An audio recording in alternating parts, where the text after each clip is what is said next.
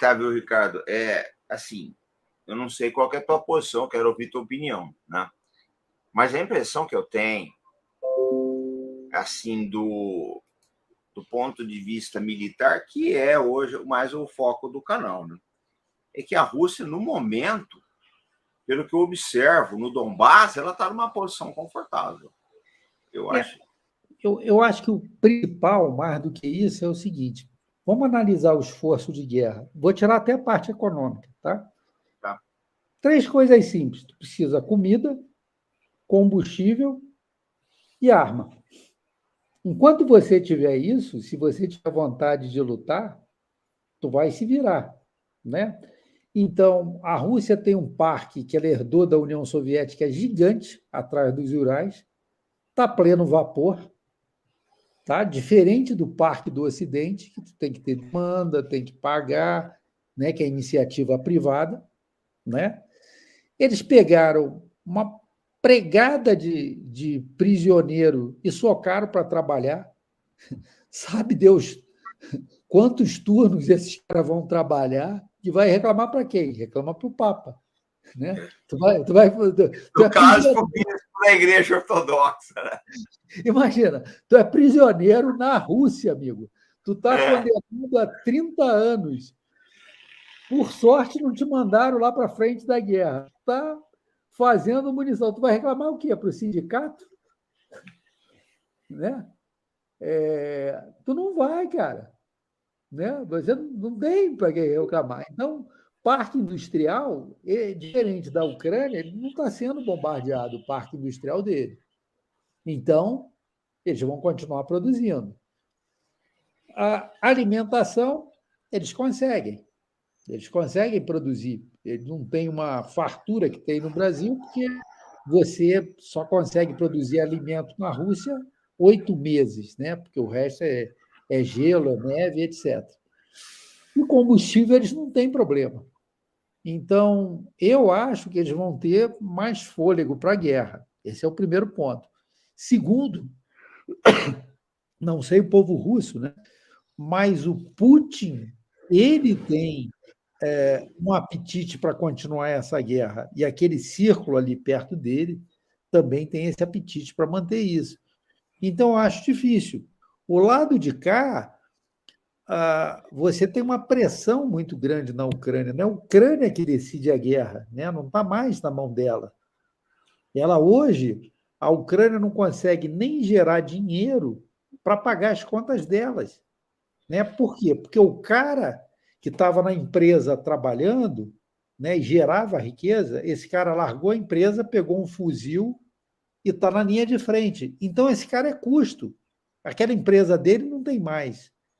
Então, a Ucrânia ela respira através de instrumento, então ela precisa de injeção da União Europeia, principalmente dos Estados Unidos, para pagar a folha de normal dela. Não estou falando nem de esforço de guerra, estou falando da folha normal. Né? Então, ela não decide muito o que vai ser o dia seguinte, né? Ela é muito dependente dos Estados Unidos. E aí são interesses que são diferentes. Né? O pessoal está colocando aqui, o dinheiro vem da China. Aí que tá. Eu queria a tua opinião também, Ricardo, sobre 2 players que são muito importantes nessa guerra: China e Índia. Como é que você vê a atuação desses países? A pessoa não está mais na área, acredito que seja mais na área econômica, né? Qual é a tua visão de China e Índia Eu nesse acho que cenário? tem 2 coisas importantes. Né? Uma é a parte econômica, porque a Rússia ela continua vendendo uma quantidade gigante, né, de petróleo e de óleo e gás para a Índia e China, e trabalhou na substituibilidade. A Índia ela tem uma característica que é um dos maiores parques de refino do mundo, pouca gente sabe disso. Né?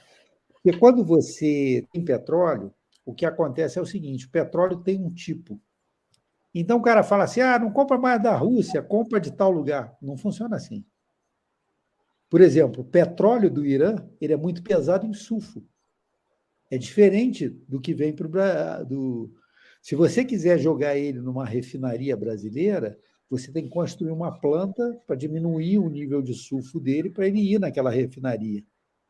O parque de determinado país trabalha de um determinado jeito. Você não pega qualquer coisa. Assim, tu não pega um helicóptero, vai com um galão no posto de gasolina, pega diesel, bota lá, liga, não vai funcionar. Então, são coisas diferentes. E isso não é tão simplório. Tá? Segundo ponto, eles descobriram que eles conseguem ganhar dinheiro pegando o petróleo russo, né, o gás, e colocando no mercado europeu. Né? Não tem código de barra. Né? E aí o cara fica se enganando. Não, a gente não Made compra. in India, made in India. Não vai, né? Não vai. O próprio Estados Unidos comprava da China óleo ou alguma coisa lá que vinha na Rússia, se não me engano, era óleo cru. Então, não vai, a gente fica se enganando. Fora isso, você tem uma série de projetos em conjunto.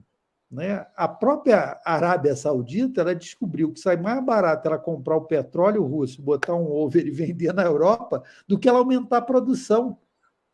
Porque para você aumentar a produção, tu aumentar Você a tem que capacidade. investir. Tu tem que investir. E aí, tudo bem, aí tu vai investir. Aí tu fala assim: olha, tu quer investir? Vem aqui para o meu país, tu investe 1 bilhão aqui, beleza? Daqui a X anos tu vai ter retorno. Reza desses X anos para os ecologistas não encherem o saco e criar uma legislação ambiental que complique a tua vida para investir aqui, né? E aí, essas coisas começam a complicar, né? E isso daí o José está falando é muito interessante, essa questão do dólar, né? A, toda, toda grande potência, ela dominava a questão monetária, né? Isso ficou muito mais. Isso daí ficou muito mais notório, né? Agora com a questão do dólar. Quando os Estados Unidos decide tomar as reservas da Rússia em dólar, ele acaba dando um tiro no pé, porque o dólar é a moeda global. Né? Então, ele decide, ele raciocinou como ele raciocinou com Cuba, que era uma economia que era um ovo. Né? Quando ele faz isso com a Rússia, e coloca embargo, coloca uma série de coisas, ele cria imperfeições no mercado que tu não tem como resolver. Então, o que acontece? O Japão passou a vender parte das reservas em dólar, a China passou a vender parte das reservas dela em dólar. Por quê? Porque você botou em credibilidade a própria moeda. A China não é trouxa. Se amanhã ou depois ela for invadir Taiwan, ela sabe que ela vai ter um problema se tomarem as reservas dela. Né?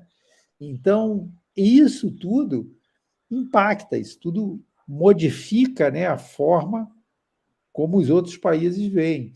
E ele está acelerando uma tendência, né? Porque à medida que ele bloqueia o dólar, as transações econômicas aí que até o José estava falando, entre Irã, a própria Arábia Saudita, China e Índia, já estão começando a fazer com moeda local. Eles estão discutindo que o BRICS tem uma moeda única e que entre para o BRICS a Arábia Saudita. Então, isso muda muito de figura. Né? Essa hegemonia americana, essa hegemonia econômica, essa capacidade aí, ela acaba mudando. Né?